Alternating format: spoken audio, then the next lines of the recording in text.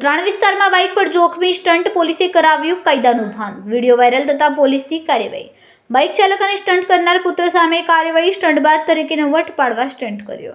જાગૃત નાગરિક દ્વારા વિડીયો બનાવીને વાયરલ કર્યો. અન્ય વાહનો ચાલકોમાં પણ જીવને જોખમ ઊભો થાય તે રીતનો સ્ટન્ટ કર્યો. ઉત્તરાયણ પોલીસે વાયરલ વિડીયોના આધારે તપાસ કરીને કાર્યવાહી હાથ ધરી.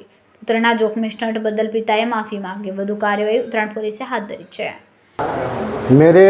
मेरे 17 साल के लड़के ने परसों मोटा बरस्टा रिंग रोड से बाइक लेकर स्टंट किए थे।